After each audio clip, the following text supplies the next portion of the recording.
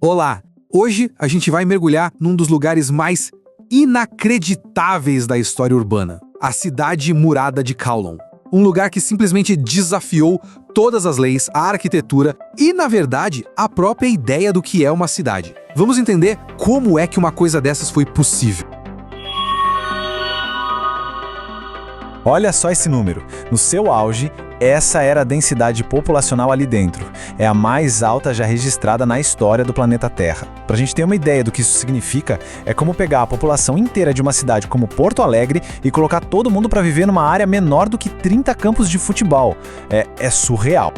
E é exatamente essa pergunta que a gente vai tentar responder. Como é que uma anomalia tão extrema pôde existir no mundo moderno? Um enclave sem lei, crescendo para cima no coração de uma das metrópoles mais agitadas do mundo. Bom, a resposta começa lá atrás, na história. Porque a existência da cidade murada não foi um plano, não foi nada pensado. Foi, na verdade, um acidente histórico. Uma brecha política que permitiu que algo único florescesse ali, nas sombras. A história toda começa com um forte chinês, mas o ponto de virada mesmo, o momento que define tudo, é 1898, quando a Grã-Bretanha arrendou os novos territórios de Hong Kong. O acordo deixou essa pequena área da cidade murada de fora. Ela ficou ali um pedaço soberano da China, só que dentro do território britânico. E aí, depois da Segunda Guerra Mundial, uma onda de refugiados inundou esse pedacinho de terra e o crescimento foi explosivo. E essa situação toda criou o que a gente chama de vácuo legal. Pensa só, a China dizia o território é meu, mas não governava. A Grã-Bretanha, por outro lado, não podia intervir ali. O resultado? Um enclave autônomo sem lei, onde os próprios moradores acabaram criando as suas regras para sobreviver. Essa falta de lei nos leva para dentro dos muros para entender como era a vida na chamada Cidade das Trevas. E é aqui que a gente encontra o grande paradoxo de Kowloon.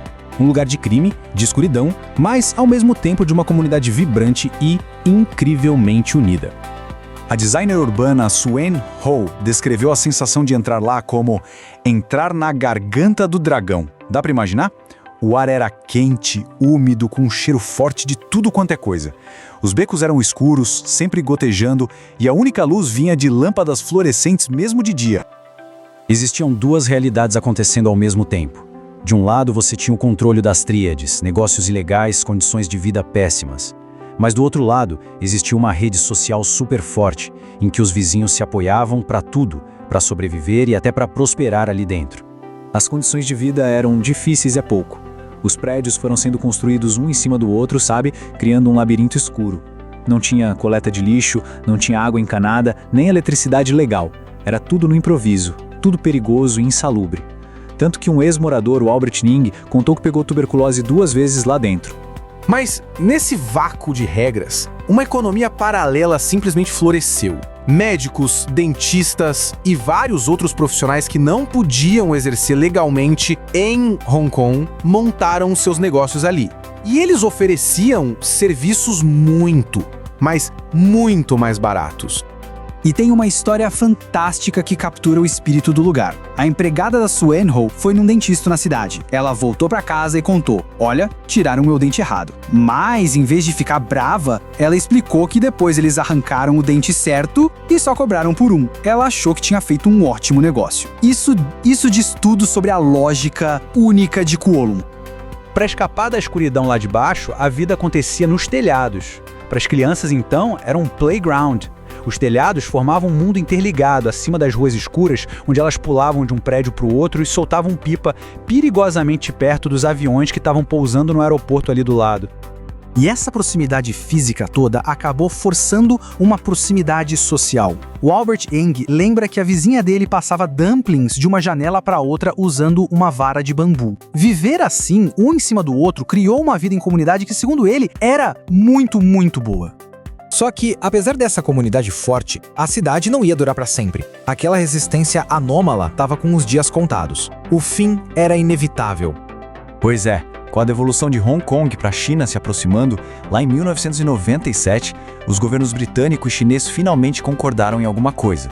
A cidade murada, com suas condições sanitárias terríveis e sua existência fora da lei, precisava desaparecer. A reação de muitos moradores, como o próprio Albert Eng, foi de alívio. Apesar da comunidade, a dureza da vida diária era simplesmente esmagadora. A promessa de um apartamento moderno, sabe, com água encanada e luz do sol, era um sonho. O processo foi todo metódico. Primeiro veio o anúncio, em 87. Depois, um processo longo e bem difícil de despejo e compensação financeira. Finalmente, em 1993, as máquinas chegaram e em pouco mais de um ano, a cidade inteira foi reduzida a escombros. Mas apagar um lugar do mapa não é tão simples. A Swan Ho conta a história da bisavó de uma família que, na última noite antes de ser despejada, insistiu em varrer o chão. A justificativa dela foi simples, mas muito comovente. Este foi o meu lar. Isso mostra a perda profunda que muitos sentiram. E isso nos leva à nossa reflexão final. O que sobrou da cidade murada de Cologne depois que os prédios caíram? O legado dela é surpreendentemente muito poderoso. O Albert Yang, aquele mesmo que ficou feliz em sair, admitiu anos depois que ele continuava sonhando que estava voltando para lá.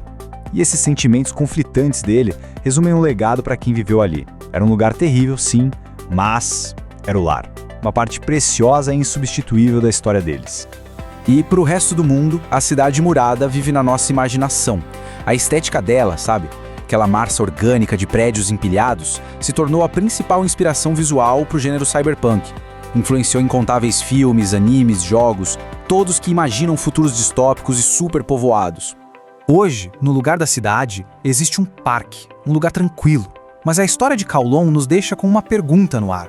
Quando a gente demole um lugar que é considerado um problema, o que mais é destruído junto? Que tipo de comunidade, de resiliência e de história se perdem para sempre quando o progresso apaga o passado?